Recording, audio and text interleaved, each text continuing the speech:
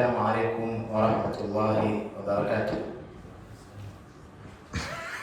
الحمد لله والصلاة والسلام على أشرف الأنبياء والمرسلين وعلى آله وأصحابه ومن تبعهم بإحسان إلى يوم الدين. أما بعد، فلكم حميد الله سبحانه وتعالى نكمتكي رحمة كنستاكم محمد صلى الله عليه وسلم. Bila shaka shukrani zote ni zake Allah subhanahu wa ta'ala, na vile vile tunapaswa kumuomba atuzidishie katika kutenda mambo yanayomridhisha yeye Allah subhanahu wa ta'ala. Katika kikao kilichopita, lillahi alhamd, tuliweza kuzungumzia suratul Nas, ambapo tukasema qul a'udhu birabbin nas. Mwenyezi Mungu anamwamrisha mtume wake ajilinde kwa shari za watu, ambapo tukasema na watu hapa wanakusudiwa wanadamu pia majini, kwa sababu Mwenyezi Mungu amewaita majini kwa jina la rijal, wa annahu kana rijalun min al-ins ya'uduna bi rijalin min al-jinn fazaduhum rahaqa. Watu walikuwa wanataka msaada ama wanajikinga kwa majini, wale ambao walikuwa wako katika shirki. Kwa hiyo kula a'udhu birabbin nas, nasema anajilinda kwa Mola mlezi wa watu wote pamoja na majini. Vile vile Malikin Nas, mfalme wa watu wote, wa yeye Mwenyezi Mungu ndio mfalme, na hii tulizungumzia sana katika aya ya Allah subhanahu wa ta'ala, Maliki yawmiddin. Ilahi Nas, Mola wa kuabudiwa, watu wote wanapaswa kumwabudu yeye Allah subhanahu wa ta'ala. Tukasema Rabb inakuja ikizungumzia katika utendaji, ndio utakuta Allah subhanahu wa ta'ala asema inna rabbakum Allahu alladhi khalaqa as-samawati wal arda fi sittati ayyam rabbukum alladhi yusji lakum al-fulk fi al-bahr. Na nyingi katika aya zilizokuja Rabb zinazungumzia utendaji wa Allah katika kazi zake. Ama ikija ilah au Allah, tumesema inazungumzia masala ya ibada. Min sharri alwaswasi alkhannas, mtu anapaswa kujikinga kwa huu wasiwasi ambao shaitan anautia katika kifua cha mwanadamu, alladhi yuwaswisu fi suduri nas, ambaye kwamba anatia wasiwasi huu katika kifua vya wanadamu. Min aljinnati wan nas, wanaofanya kazi hiyo ni kutokamana na majini na watu. Tukasema kwa sababu Allah subhanahu wa ta'ala ametumia neno hili min aljinnati wan nas, kwamba hata wanadamu pia ndani yake kunapatikana watu ambao sio wazuri.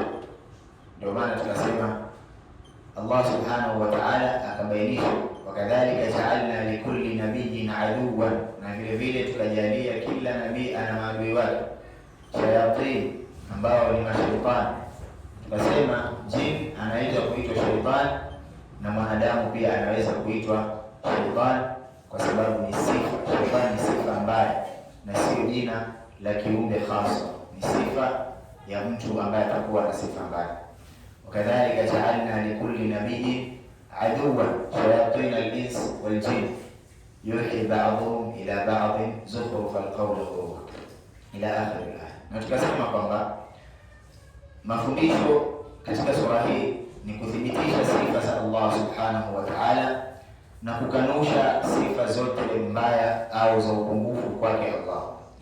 Pia vile vile tunapata thubutu sifa, kwamba sihiri ni kitu kiko, kwamba ni kitu hakiko. Mwenyezi Mungu anasema wattaba'u ma tatlu shayatin ala mulki Sulaiman wama kafara Sulaiman walakinna shayatin kafaru yuallimuna an-nasa sihr. Kwa hiyo shetani ndio walikwenda kukufuru na kutumia hii sihiri vibaya. Na pia tufahamu kwamba Allah subhanahu wa ta'ala alishukisha malaika wawili ambao ni wama unzila ala al-malakain bibabila Harut wa Marut. Harut na Marut walishukishwa kama kuja kuwapatia wanadamu mtihani. Kwa hiyo wao walikuwa kabla hawajamfundisha mtu sihiri, wanamwambia tunakufundisha lakini usikufuru. Wama yu'allimani min ahadin hatta yaqula, hawafundishi mtu mpaka wamwambie innama nahnu fitna, sisi tumekuja kama mtihani kwenu, fala takfur, basi msikufuru. Kwa hiyo tuwafundishe kama ilmu. Lakini pia kwa nini Allah hawatumi awafundishe watu, na anajua kwamba ni kitu kitakacholeta madhara. Ndio pale pale tuarudi kwamba kila kitu Mwenyezi Mungu anakipanga kwa mipango yake. Kwa hiyo hii aliwaleta hawa kuangalia ni nani atakayewacha hii na kumwamini Allah na nani atakayeshika hii njia ya shetani ili aweze kupotea. Mwisho kabisa, ilajul waswasa, kutibu ugonjwa wa wasiwasi na zile shari ambazo shetani anazitia katika kifua cha mwanadamu, yakunu bidhikrillah, inakuwa kwa utaji wa Allah subhanahu wa ta'ala, wa ta'awudh min ash-shaytan, na kujilinda kwa shetani mbaya. Ama leo insha Allah tutaingia katika suratul Falaq. Suratul Falaq ni sura ya pili ambayo Allah subhanahu wa ta'ala amemfundisha mwanadamu ajilinde nayo kutokamana na shari nyingi za hapa duniani. Kianza kabisa, Allah subhanahu wa ta'ala amesema qul a'udhu bi rabbil falaq. Kamfundisha vile vile Mtume sallallahu alaihi wasallam kusema sema, na tulizungumzia kuhusu qul na a'udhu pia tukazungumzia, na rabbi tukazungumzia. Kwa hiyo leo tutaanza kabisa na neno al-falaq.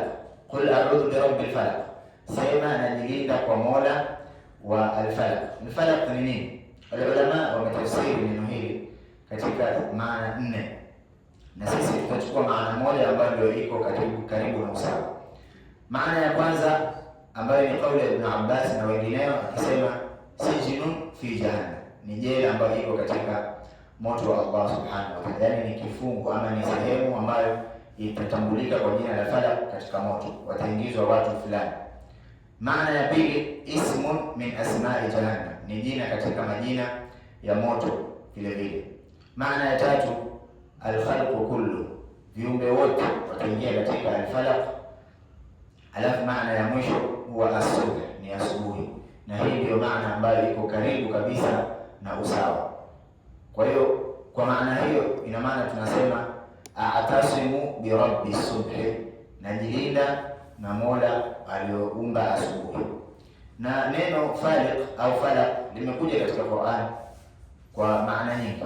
Allah subhanahu wa ta'ala sema inna Allah faliqul habbi wan nawa, Mwenyezi Mungu ndiye ambaye kwamba anayezichanua zile tembe katika zilipandwa, wanawa, na anaotesha ule mti.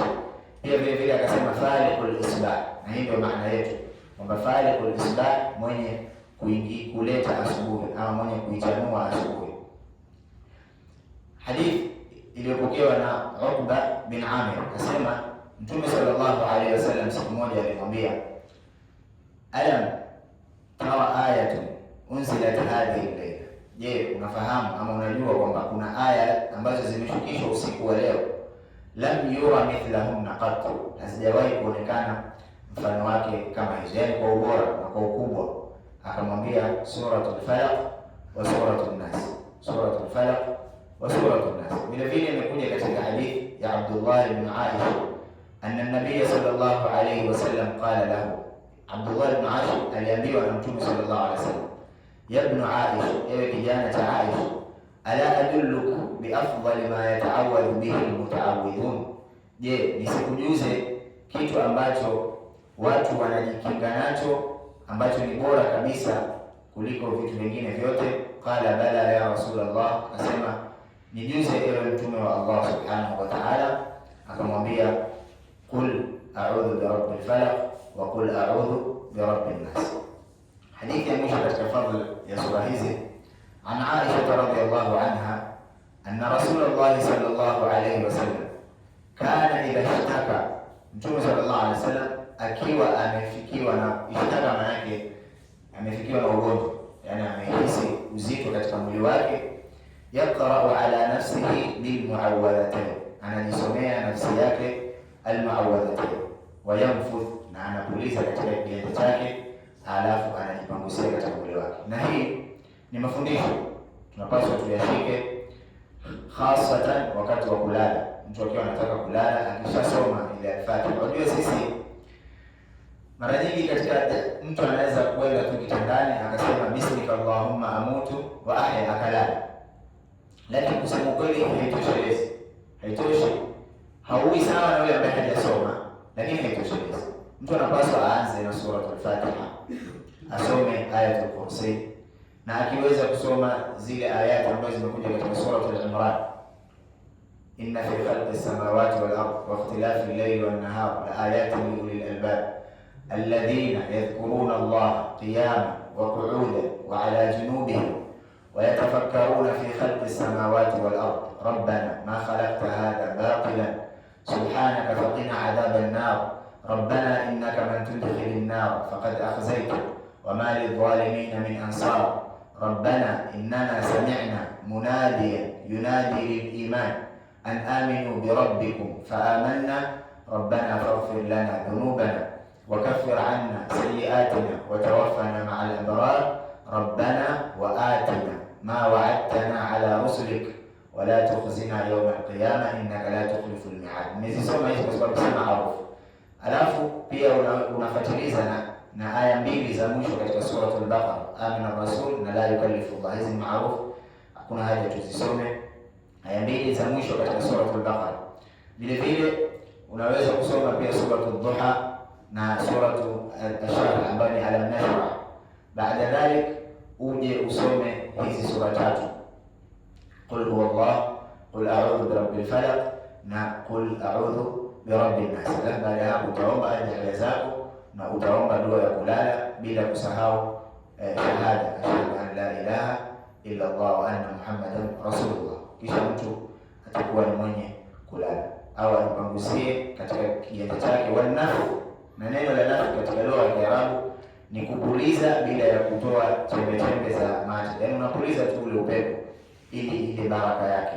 Kwa hiyo Aisha eleza sema, kana idha shtaka, Mtume sallallahu alaihi wasallam akiwa amefikiwa na ugonjwa au anahisi kichwa kumuuma au tatizo lolote, yaqra'u ala nafsihi bil ma'awwadhatayn wa yanfuth.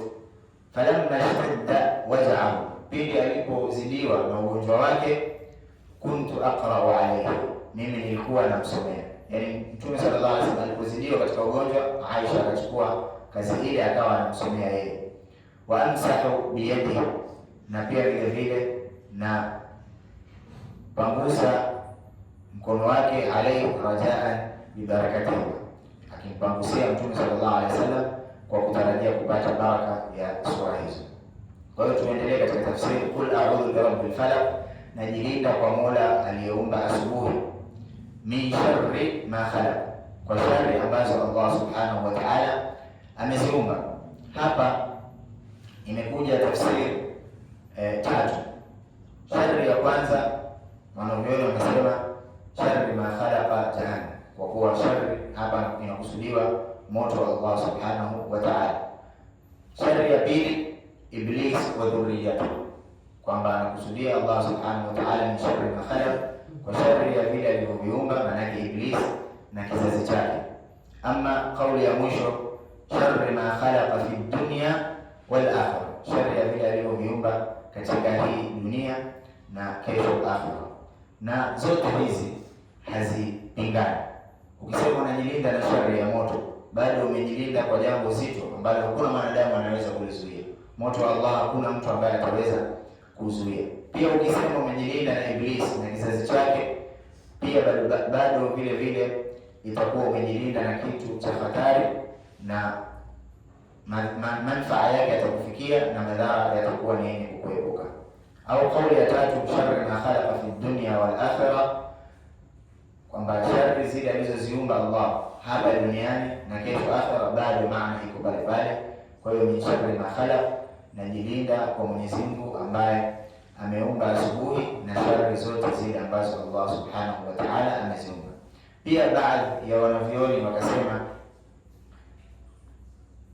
wanyama pia wanaingia, kwa sababu usiku hii miji yetu alhamdulillah hatuna shida ya kuingililiwa na wanyama katika majumba, lakini nyumba za zamani hazikuwa na udhibiti ule kwa kiasi cha kwamba mnyama asiweze kuingia. Kwa hiyo wale wanyama wabaya ambao nyumba zilikuwa katika misitu, basi wao pia walikuwa wanaingia. Kwa hiyo ni moja kauli, manake mmoja katika mfasiri katika tafsiri al-Muyassar anasema a'tasimu billah min ash-shurur, najilinda kwa Mwenyezi Mungu kutokana na shari allati tadhhuru fil layl, shari ambazo kwamba zinadhihiri wakati wa usiku, min tawab, kutokana na wanyama walusus na wale waizi.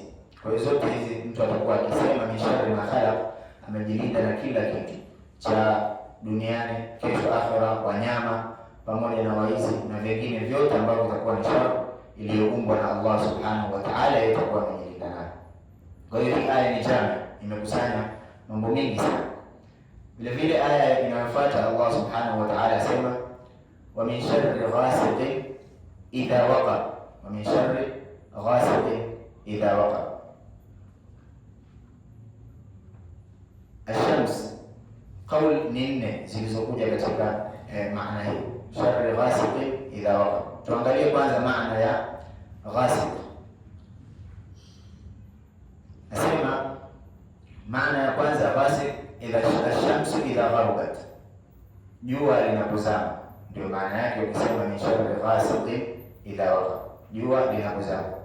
Maana ya pili al-qamar, mwezi pindi unapokuwa umepotea, maana yake umeingia katika giza na hauna nguvu, hauonekani kwa nguvu.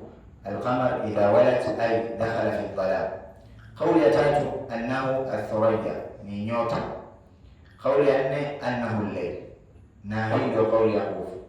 Kwa hiyo kwanza tumetaja kauli nne, tukasema ya mwisho asubh ndio kauli ya nguvu, na hapa katika ghasiq maana yake al-layl, kauli yenye nguvu ni layl. Hizi nyingine tatu tumezitaja tu kama faida au layl, lakini tutachukua kauli ya mwisho ambayo ni usiku. Na hii inapatikana wapi? Katika Qur'an, na Qur'an ni kamus, ni kama dictionary yake. Neno hili likiwa limekuja katika aya hii likawa limepata maana nyingi, unaliangalia katika aya nyingine, itabainisha au itaunga mkono ile maana katika aya ile. Allah subhanahu wa ta'ala anasema katika suratul Isra, aqimis salata, simamisha swala. Anamwamrisha Mtume sallallahu alaihi wasallam, simamisha swala. Aqimis salata liduluki shams, duluk ni jua linapokuwa katikati saa 6 mchana. Aqimis salata liduluki shams, na hapa ni aya hii wanavyoni wanasema ni aya ambayo imefaradhisha ama imembainishia mwanadamu aswali katika nyakati gani katika siku. Ukiangalia zimetajwa nyakati tatu. Aya inasema aqimis salat liduluki shams ila ghasaqi al-layl wa Qur'an al-fajr. Kwa hiyo duluki shams, ghasaqi al-layl wa Qur'an al-fajr, nyakati ni tatu. Sasa utajiuliza katika nafsi yako, nyakati zimetajwa ni tatu na swala ni ngapi? 5. Itakuwaje? Maulama wanasema hapa Mwenyezi Mungu alitaka pia kutufundisha tujue namna tutakavyotaka kukusanya swala.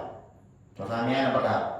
Kwa hiyo ukisema duluki shams, jua linapokuwa katikati, kabla haijaingia maghrib, katikati hapo kunakuwa na swala ngapi?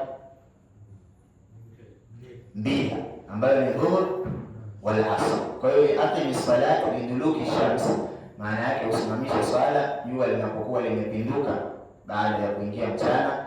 Inapatikana salatu al-asr, inapatikana salatu dhuhur wal asr, na hizi zinaweza kufanya nini? Kugawanyika. Mtu akiwa ni masala mengine ya kiswala ya fiqh, mtu anaweza kuzigawanya au akazichanganya akazipunguza akafanya mbili mbili. Ghasaqi al-layl ndio hapo sasa unapoingia usiku, ambapo ni giza lile la maghrib. Ghasaqi al-layl ni giza la maghrib. Hapa imepatikana maghrib wal isha, tuko pamoja mpaka hapa. Ghasaqi al-layl imepatikana maghrib wal isha, kisha akasema wa Qur'an al-fajr, na Qur'an al-fajr, inna Qur'an al-fajr kana mashhuda, hakika hiyo hicho kisomo cha al-fajr ni chenye kushuhudiwa na malaika. Ndio maana utapata imam hawezi kurefusha sana katika maghrib wala isha, lakini katika swala ya fajr ni sunna muakkad au inapendezwa zaidi, au baadhi ya ulama wamefikia kusema ni wajibu, ili kile kisomo kifanye nini? Kirefushwe, kwa sababu tayari Allah subhanahu wa ta'ala asema wa Qur'an al-fajr, inna Qur'an al-fajr kana mashhuda. Kulingana na haya tunayozungumza, ilikuwa yafanye kwa hapa, lakini kuna aya ya mbele nisingependa kuiacha kwa sababu inafungamanisha bado na kuna funzo tunapaswa tulipate. Allah subhanahu wa ta'ala baada ya kumwamrisha Mtume sallallahu alaihi wasallam na umma wake wasimamishe hizi swala 5, hakutosheka hapo. Mbele aliendelea akamwambia wa min al-layl, na kwa ikifika usiku fatahajjad bihi, yani amka usali. Wa tahajjud, hizi swala za usiku zinagawanyika katika vigawanyiko, kuna qiyamul layl, kuna na tahajjud. Qiyamul layl ni swala yoyote itakayoswaliwa usiku, ima kuanzia baada ya isha mpaka wakati wa fajr utakapoingia, inaweza kuitwa qiyamul layl. Ama tahajjud haiwezi kuitwa swala ambayo imeswaliwa kabla ya mtu kulala ikaitwa tahajjud. Ni lazima mtu alale kwanza, aamke, akiswali swala hii itaitwa kwa jina la tahajjud. Aqimis wa min al-layl fatahajjad nafilatan lak, kwa wewe Rasulullah sallallahu alaihi wasallam ni ziada. Nafila maana yake nini? Ziada. Ziada kivipi? Ziada katika hizo faradhi. Ndio maana maulama wanasema kwamba Mtume sallallahu alaihi wasallam swala ya usiku kwake ilikuwa ni faradhi katika miaka ya mwanzo wa kuingia Uislamu. Sasa mimi nina swali hapa nikuulize, kwa nini Allah subhanahu wa ta'ala alimfaradhishia Mtume sallallahu alaihi wasallam hii swala ya usiku tofauti na mu'minun? Hakutaka kuwatilia dhiki wale mu'minun, lakini akamfaradhishia Mtume sallallahu alaihi wasallam na akamwambia ziyada nafilatan lak asa. Na katika Qur'an inapokuja neno asa haimaanishi huenda. Asa maana yake ni hakika, kitu kitatokea. Asa an yab'athaka rabbuka maqaman mahmud. Maqam mahmud ni ile sehemu ambayo Mtume sallallahu alaihi wasallam atakwenda kusimama siku ya Kiyama, na atamuomba Allah subhanahu wa ta'ala asimamishe hisabu. Baada ya kuwa wanadamu wote wameenda kwa Adam, wameenda kwa Isa, wameenda kwa Nuh, na wakashindwa kwenda kuomba Allah subhanahu wa ta'ala asimamishe hisabu, isipokuwa Mtume sallallahu alaihi wasallam atasema ana laha, kwa sababu mitume wote tuwafahamu walipewa dua waombe, wakaziomba katika dunia, lakini Mtume sallallahu alaihi wasallam akasema adakhiru duai li ummati yawm al-qiyama, na chelewesha dua yangu kuombea umma wangu siku ya Kiyama, ambayo ndio hiyo atakayoiomba katika hicho kisimamo au hayo sehemu ya maqama mahmud, sehemu ambayo imesifiwa. Sasa kwa nini Allah subhanahu wa ta'ala amwambie Mtume sallallahu alaihi wasallam aiongeze hii swala ya usiku katika faradhi? Tunafahamiana? Ni kwa sababu mbili. Maulama wametaja sababu mbili. Kwanza, awe qudwatul hasana, wale masahaba na waumini wote watakaokuja wamfuate. Hawatamfuata kwamba kwao ni faradhi, lakini wataifuata kama sunna kupitia kwa Mtume Muhammad sallallahu alaihi wasallam. Na lau kama Allah subhanahu wa ta'ala hakumfaradhishia Mtume sallallahu alaihi wasallam swala hii, sisi tusingejua vile inavyoswaliwa na tusingejifunza kupitia kwa Mtume sallallahu alaihi wasallam, na tusingeona zile juhudi zake anazozifanya katika swala hiyo ya usiku, basi ingekuwa kwetu ni uzito sisi kuifanyia kazi. Kwa hiyo kwanza kabisa qudwa, awe ni kiongozi. Na ndio imekuja katika hadithi ya Aisha akimwambia Mtume sallallahu alaihi wasallam kwamba alisimama Mtume mpaka miguu yake ikawa ni yenye kuvimba na kuwa, yani amesimama kisimamo kirefu. Akamwambia hujionee huruma na wewe umeshasamehewa madhambi yako yaliyotangulia na yatakayokuja. Ndio Mtume sallallahu alaihi wasallam katika hadithi maarufu akamjibu akamwambia afala akunu abdan shakura, je, mimi nisiwe mja mwenye kushukuru baada ya Mwenyezi Mungu kunipatia kheri zote hizi, nisimshukuru kwa kusimama kusali? Ama manfaa ya pili waliotaja maulama katika hiyo ni kwamba ni swala ambayo inamweka mja karibu zaidi na Allah subhanahu wa ta'ala kuliko swala nyingine yoyote. Sikufahamia, swala ya usiku itamweka mja karibu na Allah subhanahu wa ta'ala kuliko swala nyingine yoyote. Na hikma kwa nini ifanye kazi hivyo kwa haraka kuliko swala nyingine? Kwa sababu ni asiri. Hakuna mtu atakayekuona wakati utakuwa unaswali swala hii, ni wewe na Allah subhanahu wa ta'ala. Ndio maana Allah subhanahu wa ta'ala akawasifu sana watu watakao kwenda kutekeleza ibada hii, na ayati zimekuja nyingi kuhamasisha. Allah subhanahu wa ta'ala sema ya ayyuhal muzammil qum al-layla illa qalila na tushawahi kuzungumza katika durusi za zamani, lakini tutarudia tena kwa sababu kuna kina mama pia na wageni, kwamba hii ni katika sura za mwanzo kushukishwa. Suratul Muzammil ni katika sura za mwanzo kushukishwa. Na kwa nini Allah subhanahu wa ta'ala aanze tayari na qumil layl illa qalila, kumwambia mtume wake asimame usiku sana, isipokuwa usiku mchache ndio autumie katika kulala? Kwa sababu ni swala ambayo itamfanya yeye mtume sallallahu alaihi wasallam aweke alaka yake na Allah subhanahu wa ta'ala iwe ni yenye nguvu, na vile vile inamkuza mtu katika imani kuliko ibada nyingine yoyote. Swala ya usiku ina siri kubwa sana kuliko vile sisi tunavyofikiria. Kwa hiyo hii ni mwito kwa Waislamu wote. Sitaki nirefushe katika haya masala kwa sababu hatuko katika mazungumzo haya, lakini Muislamu anapaswa ajitahidi kadri atakavyoweza, na si lazima ufanye siku moja ndefu ikakutia uvivu. Hapa watu wengi huwa wanakosea. Siku ile ambayo utapata hamu ama una nguvu, ukasimama ukaswali swala ndefu ambapo hata kesho ukitaka kufikiria tena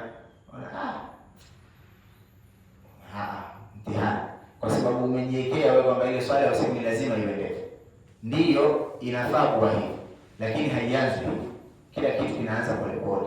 Unaanza na rakaa 2 kidogo kidogo, kesho tena 2, kesho kutwa 2, hivyo hivyo. Mmoja katika watu wema anasema, nilipata shida kuswali swala ya usiku kwa mwaka mzima. Yaani mwaka mzima alikuwa anaamka kwa dhiki, mpaka baada ya mwaka ndio akapata ile ladha. Kwa hiyo ukishapata ile ladha ya kuswali usiku, pale utaweza kurefusha na bila kusikia ajizi yoyote. Sijui tufahamiana hapo. Kwa lazima kwanza uanze polepole. Kwa nini inatakana hivyo? Kwa sababu khairul a'mal adwamuha wa in qallat. Kitendo bora ni kile ambacho kitadumu hata kama kitakuwa ni kidogo. Kwa hiyo kila siku kidogo kidogo mpaka utazoea na utaweza kuswali kwa wingi, ili Allah subhanahu wa ta'ala awe yuko karibu zaidi na wewe. Vile vile moja katika jambo la kumfanya mtu aweze kusimama usiku si rahisi, ni lazima mtu amuombe Allah subhanahu wa ta'ala tawfik. Baadhi ya ulama wanaenda kuelezea kwamba mtu alisimama kisimamo cha usiku na akaweza kuswali, hii huwa ni kama mwito wa Mwenyezi Mungu, amemuita, yataka kuzungumza naye, ndio yeye akaweza kusimama. Katika kisa kilichotokea katika zama za Umayyad, kulikuwa na mmoja katika watu maarufu ambaye ni kama mfalme tuseme, akamnunua kijakazi wa kike, akawa anaishi naye katika nyumba, anamfanyia shughuli zake. Siku moja akawa ni mwenye kumuona yule mama au yule binti amesimama anaswali usiku, akawa ni mwenye kumuuliza baada ya kumaliza swala yake, mbona unapenda kuswali sana usiku na Mwenyezi Mungu hajakupatia ama hajakufungulia katika mambo yako ya kheri katika dunia? Maana kwamba mbona bado wewe ni kijakazi na waswali sana? Maana hii swala haikusaidia ama imekusaidia nini? Yule kijakazi akamjibu akamwambia, mimi nimeweza kuswali kwa sababu Mwenyezi Mungu amenichagua, na wewe ambaye hujaweza, kwa maana wanishangaa kwa sababu Mwenyezi Mungu hajakuchagua. Muombe Allah subhanahu wa ta'ala afanye akuchague pia wewe uweze kuingia katika hilo kundi. Imam Hasan al-Basri pia vile vile alipoulizwa, mbona hawa watu wanaoswali usiku wana nuru katika nafsi zao, katika uso wao, akasema hum unasun khallu billah, watu ambao kwamba wamejitenga na Allah subhanahu wa ta'ala, faalbasahum Allah min nuri, Mwenyezi Mungu akawavesha katika nuru yake. Kwa hiyo tukimuomba Allah subhanahu wa ta'ala jambo hili na kila mtu akawa mwenye kujitahidi kulitimiza, itakuwa ni moja katika sababu ya kumfanya mtu huyu kuwa karibu na Allah subhanahu wa ta'ala. Na kwa nini swala hiyo ya usiku ipewe ukubwa huo? Kuna sababu nyingi. Miongoni mwa hizo sababu za kwamba swala ya usiku ina fadhila ni kwamba ni wakati watu ule Mwenyezi Mungu ameuweka watu wapumzike. Sasa ikiwa wewe utajinyima raha ya nafsi yako ukamwekea Allah subhanahu wa ta'ala, na ukampatia Mwenyezi Mungu wakati ule, ukawa wataka kuzungumza naye na ukamtumizia ile ibada, lazima Allah subhanahu wa ta'ala ibada hii ataitukuza. Jambo lingine ni kwamba, na kulingana na hii maudhui ya kwanza kwamba ni wakati wa kupumzika, imekuja hadithi kwamba mtu yoyote atakayeinuka yeye akamuacha mke wake, ama yeye na mke wake wote wakainuka wakawa ni wenye kuswali, Mwenyezi Mungu anafurahishwa na kitendo hicho na kucheka na kusema hao wamebarikiwa na wameandikwa katika wenye kumtaja Allah subhanahu wa ta'ala sana. Kutiba min adh-dhakirina Allah kathiran wadh-dhakirat, wataandikwa katika fungu hilo la kumtaja Allah subhanahu wa ta'ala sana.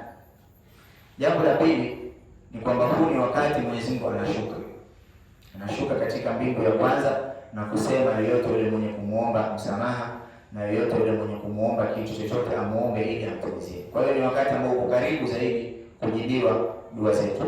Ama ukija katika Qur'an, Allah subhanahu wa ta'ala asema tatajafa junubuhum 'anil madaji yad'una rabbahum khawfan wa tama'an wa mimma razaqnahum yunfiqun. Akasema vile vile kanu qalilan innahum kanu qabla dhalika muhsinin kanu qalilan min al-layli ma yahja'un, na nyingi katika ayati zimekuja. Kwa hiyo tukikomea hapo, almuhimu ni kila mtu ajitahidi katika hii ibada, itasaidia sana katika kuweka ukaribu baina ya mja na Allah subhanahu wa ta'ala. Wa min sharri ghasiqin, najilinda kwa Allah na shari ya usiku unapoingia, idha waqab, yani unapoingia. Aya inayofuata asema Allah subhanahu wa ta'ala wa min sharri an-naffathati fil 'uqad, najilinda vile vile kwa shari za wenye kupuliza. An-naffathat ni kupuliza, na hii wanavyoona nasema kwamba wale wachawi wanapokuwa wanafanya zile sihiri zao wanakuwa ni wenye kupuliza katika kile kitu wanachokiekea siri, kama ni hizo zile ndonga zinaitwa ndonga, sijui hata katika sinema za Kiswahili ukiangalia utaona wanachukua ile wanapulizia katika kile kifufu au katika kile kidude. Na imekuja katika hadithi ambayo tulisema tutaizungumzia leo ya kwamba Mtume sallallahu alaihi wasallam alifanyiwa sihir na zile kamba zikawa ni zenye kufunguliwa mafundo, na wale wachawi wanakuwa ni wenye kupuliza katika yale mafundo, ndio al-uqad maana yake mafundo. Wa min sharri an-naffathati fil 'uqad. Rawa Abu Salih an Ibn Abbas radiyallahu anhuma qala, hadithi iliyopokewa na Abu Salih kutoka kwa Ibn Abbas asema anna an-nabii, kwamba Mtume sallallahu alaihi wasallam ishtaka shakwan shadida, alikuwa ni mwenye kusikia ugonjwa mzito, akashikika sana katika ugonjwa wake.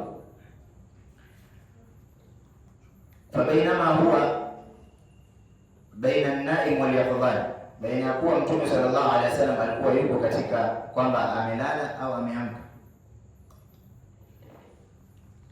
kwa sababu mtu akiwa mgonjwa mara nyingine huwa yuko katika kitanda, hajachukuliwa na usingizi kabisa, lakini pia huwa hajalala, maana yake yuko katika hali ya ile kutafuta usingizi. Ila malakani, malaika wawili wakamjia Mtume sallallahu alaihi wasallam.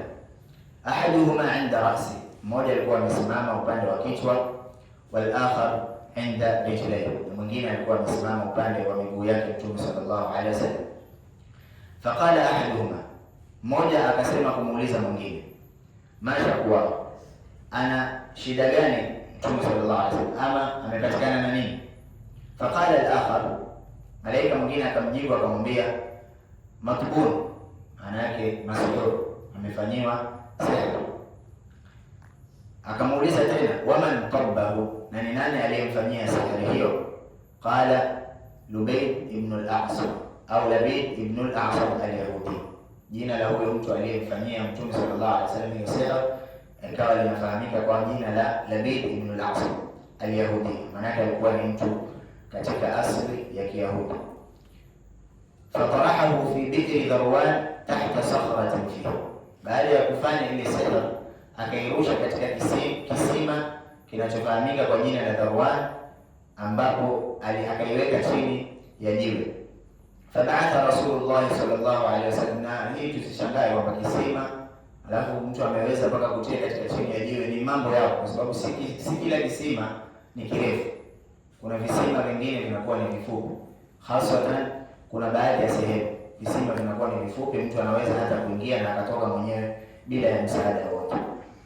Kwa hiyo malaika mmoja akasema amefanyiwa sihr na mtu anayefahamika kwa jina la Ubayd ibn al-Asam al-Yahudi, fatarahahu fi bi'ri Dharwan tahta sakhratin fihi.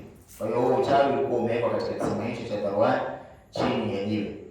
Fabaatha Rasulullah sallallahu alaihi wasallam Ammar ibn Yasir, Mtume sallallahu alaihi wasallam akamtuma Ammar ibn Yasir. Huyu ni sahaba maarufu ambaye ni mmoja katika masahaba pia waliohifadhi sehemu kubwa katika Qur'an, na mamake na babake waliuliwa wakati mwanzo Uislamu unaingia.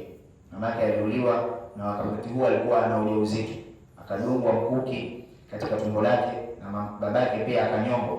Kwa hiyo ilipofikia sahaba huyu kuwa ameambiwa naye aseme kwamba yeye masanamu ni Mungu, akawa ni mwenye kukubali. Akakubali Allata wal Uzza ni Mungu, lakini moyoni kwake hakuwa ni mwenye kuwa amekiri hilo. Aliposamehewa na wale Makuraishi wakubwa akaondoka, aliporudi kwa Mtume sallallahu alaihi wasallam akawa analia sana na kumwambia Mtume sallallahu alaihi wasallam kwamba nimeshindwa kudhibiti, nimekubali ukafiri na nimezungumza hivi.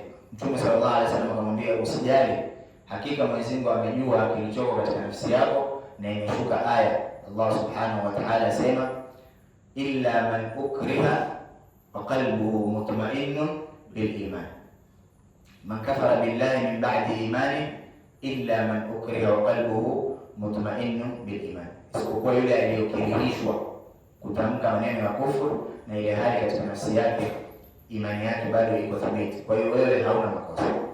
Alipomtuma Ammar ibn Yasir, fastakhraja as-sihr minha, akaenda kutoa ile sihri ambayo ilikuwa iko katika hicho kisima chini ya hilo jiwe. Wayurwa anna fiha 11 uqda, na inapokewa kwamba kamba hiyo iliyokuwa imewekwa hiyo uchawi na imepuliziwa ule uchawi ilikuwa ina mafundo 11, mafundo 11. Faamara, Mtume akamwamrisha bihilli al-aqdi, awe atafungua yale mafundo na awe atasoma aya moja moja katika kila fundo katika hizi sura. Fakana kullama halla uqdatun, ikawa kila akifungua fundo wajada rahatan, Mtume anapata afueni, anapata raha katika mwili wake. Hatta hallat al-uqad kull, mpaka akafungua mafundo yote. Fakaannama anshata min uqad, ikawa ile kamba imekuwa haina tena mafundo. Na hii uqad ni zile vitu Waarabu huwa wanavaa juu katika vilemba, kwa lugha ya Kiswahili nafikiri wanasema haga. Kwa hiyo ile uqad ni ile kamba ikiwa haina mafundo. Ndio akasema fakaannama anshata min uqad, fanazalat al-mu'awwadhatayn wa huma 11 aya bi'adad al-uqad wa amara an yata'awwadha biha. Ikashuka hii sura, hizi sura mbili ambayo ni suratul Nas wa suratul Falaq, na Mtume sallallahu alaihi wasallam akawa ni mwenye kuamrisha watu wazisome. Tumesema mafundo ni mangapi? 11. Tukihesabu ayati zinazopatikana katika suratul Nas wa suratul Falaq, nazo zinakuja 11. Tuanze kidogo kuzihesabu. Qul a'udhu birabbin nas, malikin nas, ilahin nas, min sharri alwaswasil khannas alladhi yuwaswisu fi sudurin nas min aljinnati wan nas. Hizo ni 6. Tukiingia katika hii sura ya pili, qul a'udhu birabbil falaq min sharri ma khalaq wa min sharri ghasiqin idha waqab wa min sharri an-naffathati fil 'uqad wa min sharri hasidin idha hasad. Kwa hiyo 6 ukiongeza na 5 inakuwa 11. Kwa hiyo katika kila fundo akawa ni mwenye kusoma aya moja, ikawa Mtume sallallahu alaihi wasallam akawa ni mwenye kupoa kupitia madhara yake. Na hii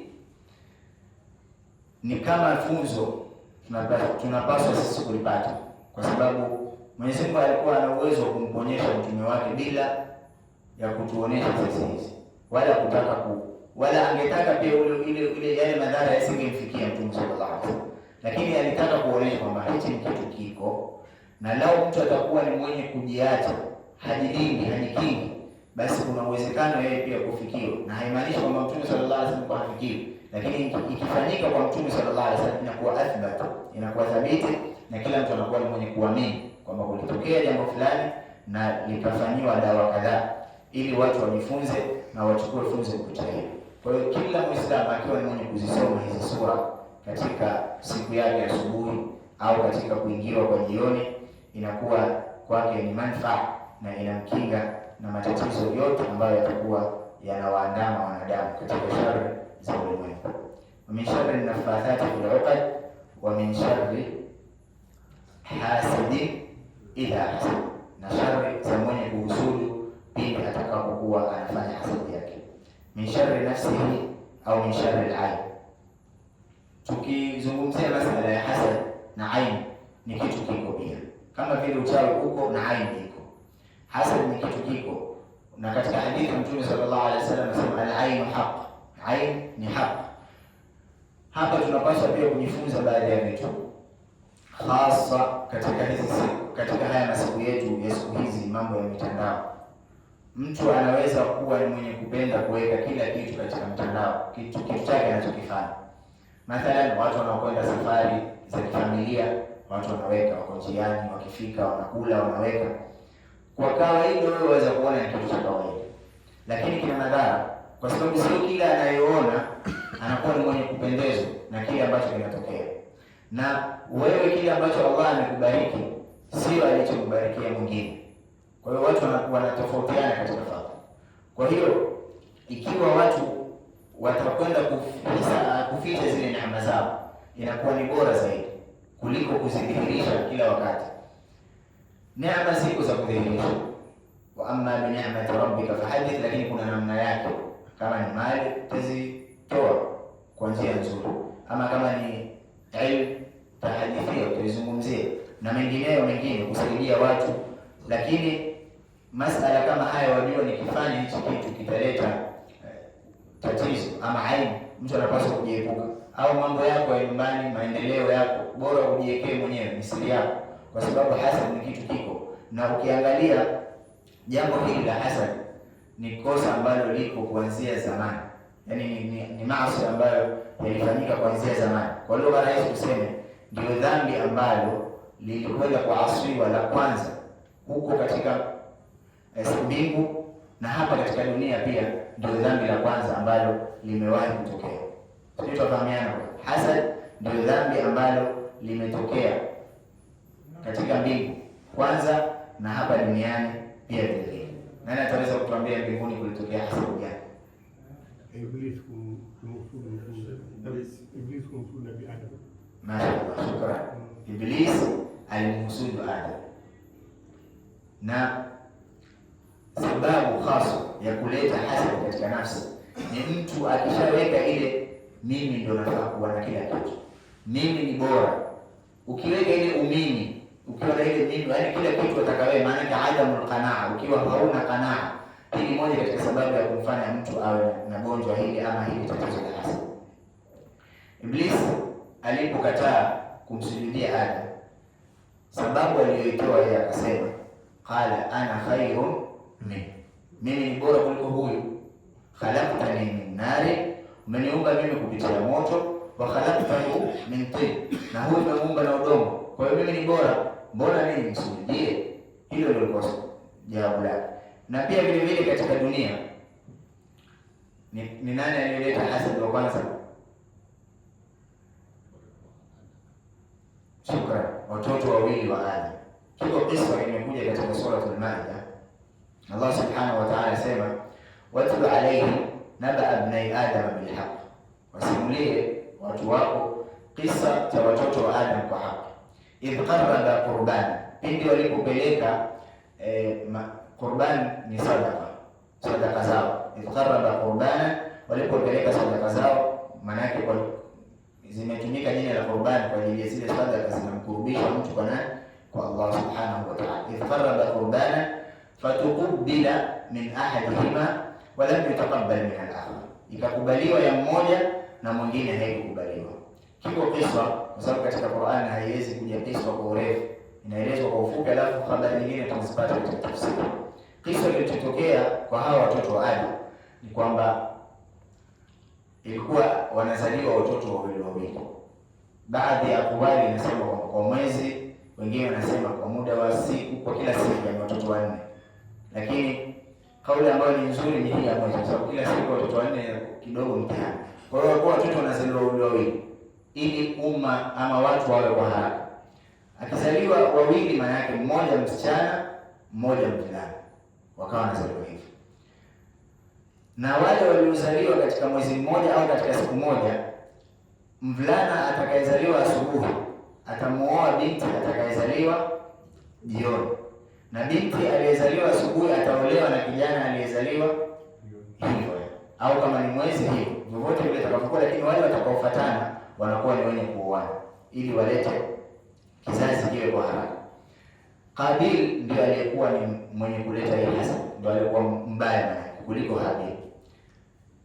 Dada yake aliyezaliwa naye Kabil alikuwa ni mzuri kuliko aliyezaliwa na Habil. Kwa hiyo yule Kabil akataka kumuoa yule dada yake aliyezaliwa naye wakati mmoja. Mpaka hapo tumefahamiana. Ikawa ni jambo haliwezekani. Sheria haiko hivyo, haijapangwa hivyo. Imepangwa huyu aolewe na mwingine aliyezaliwa wakati mwingine. Ndio Allah Subhanahu wa Ta'ala akawapatia mtihani kwamba wapeleke zile sadaka zao, itakayokubaliwa ndio atakayemuoa yule ambaye ni mzuri. Iqarraba qurbana. Qabil alikuwa anajishughulisha na mambo ya ulimaji, yani ni mkulima. Kwa hiyo alikuwa ni mambo ya mazao na nini. Ama Habil alikuwa ni mtu wa mifugo. Kwa hiyo Habil akachagua katika wale wanyama wake wazuri akapeleka. Na sadaka zamani zilikuwa zinajulikana kwamba zimekubaliwa kwa sababu taakulu na moto ulikuwa unakuja unazichukua, una ile sadaka iliyokubaliwa, ile nyingine ambayo ilikuwa inabaki. Sadaka zamani zilikuwa zinachukuliwa hivyo kwa namna hiyo.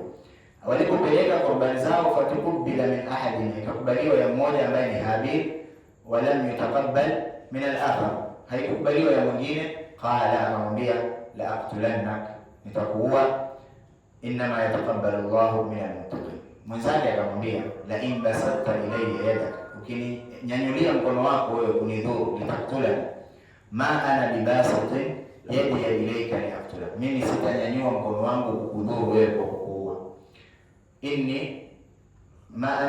Inni akhafu Allah rabbal alamin, mimi namcha Mwenyezi Mungu mola wa viumbe vyote. Wale ulama na maulama wameenda kueleza kwamba aliyekuwa na uwezo na nguvu ama ambaye alikuwa ni mkubwa ni huyo ambaye alisema mimi sitakuua, lakini kilichomkataza yeye kumdhuru yule ndugu yake ni nini? Hofu ya Allah. Ndio maana sababu iliyokuja kwamba mimi sitanyanyua mkono wangu kukudhuru kwa sababu mimi namcha Allah Subhanahu wa Ta'ala, inni akhafu Allah rabbal alamin. Kisha akamhusia inni uridu an tabua bi ithmi wa ithmi, mimi nataka uache kunidhuru mimi na kunidhuru wewe mwenyewe, kwa sababu ukiniua mimi utanidhuru wewe, utaniua, lakini pia hayo madhara yake kwako ni makubwa zaidi, kwa sababu aliyeua nafsi kwa Allah Subhanahu wa Ta'ala hatakuwa na msamaha, atakuwa na adhabu ya milele. Na mtu aliyeua nafsi hasa ya mu'min, makosa yake yanazidi zaidi. Inni uridu an tabua bi ithmi wa ithmik fatakuna min ashabin nar wa dhalika jazaa'u zalimin, lakini haikuwa ni sababu ya yeye kukomeka. Fatawwa'at lahu nafsuhu ay fazayyanat lahu nafsuhu, nafsi yake ikamzainishia kitendo kile, akawa ni mwenye kukifanya. Qatala akhihi faqatala fa aslaha min al-khasirin, na wanavyoona elezea alipomuua alichukua jiwe akampiga nalo kwenye kichwa. Sasa ikafika ni wakati anataka kumstiri, anataka kumzika, hajui atamzika vipi. Mwenyezi Mungu akatuma kurabu wawili wakapigana mbele yake, akaona wamepigana, mmoja akamuua mwenzake. Alipomuua akafukua katika ardhi, akamweka, akafinika. Fabahatha Allahu ghuraban yabhathu fil ardh liyuriyahu, ili amuoneshe yule aliyemuua mwenzake, kaifa yuwari sawat akhi, vipi atasitiri mzoga wa sawa, maana yake mzoga sawa akhi. Na katika hili ni kwamba kurabu ni mnyama ambaye ana akili sana, kama tutakuwa ni mwenye kuzingatia. Maana yake ukiona hata wakifiliwa hawana mazishi, wanaoweka mazishi. Na hata mfano mathalan ataona kidude yaani kikebe kina maji na hayafiki mdomo wake haufiki, kurabu ana tabia ya kuchukua mawe kutia katika kile kikebe ili maji yafanye nini, yapande aweze kuyafikia. Hii ni akili ambayo Mwenyezi Mungu amepatia, na watu wa sayansi wameenda kuzungumzia pia kwamba ni mnyama ambaye ana akili karibu na mwanadamu. Na wewe waweza kuwa hujui kama kuna kurabu anakujua, lakini kurabu anatujua. Sasa unajua hii ni nyumba fulani kunapita watu, wanajua kwa sura, na hata baadhi ya wanavyoni wanasema kwamba hata kwa majina pia wanatufahamu. Na ndio maana katika mnyama ambaye akishiba na chakula kimebaki huwa hakitupi, kurabu ana tabia hiyo pia. Chakula chake akishiba anachukua chakula chake anakiweka, kitakuwa ni chenye kumfaa siku nyingine. Zote hizi ni katika masala ambayo hayako katika mazungumzo yetu, lakini tukiendelea, fabaatha Allahu ghuraban yabhathu fil ard liyuriyahu kayfa yuwari sawat akhi qala, akasema sasa baada ya kuonesha na ghurab, ya wailata, hii ni neno la kujuta, kama wale wangu, ama nimekuwaje mimi, ajaztu an akuna mithla hadha al-ghurab, nimeshindwa kuwa mfano wa huyu kurabu, kupata hii fikra ya kumzika huyu ndugu yangu. Fa asbaha minan nadimin, akawa ni mwenye kujuta. Swali linakuja katika tutamaliza.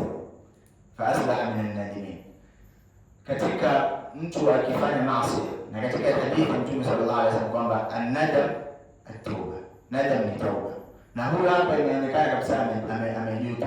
Fa asbaha minan nadimin, lakini hii kwake haikuwa tauba, kwa sababu aya ya mbele Allah subhanahu wa ta'ala sema min ajli dhalik, kwa ajili hiyo katabna ala bani Israil, tukawaandikia watu wa Israeli, annahu man qatala nafsan bighairi nafsi, yote yule atakayeua nafsi bila ya nafsi. Maana yake kuna kuua nafsi kwa nafsi, mtu ameua na yeye afanye nini, auliwe. Au mzinifu ambaye atakuwa amezini na ameoa pia huwa ameruhusiwa kuuliwa. Kwa hiyo mtu hukumu kama hizi haziingii katika kuua nafsi kwa makosa.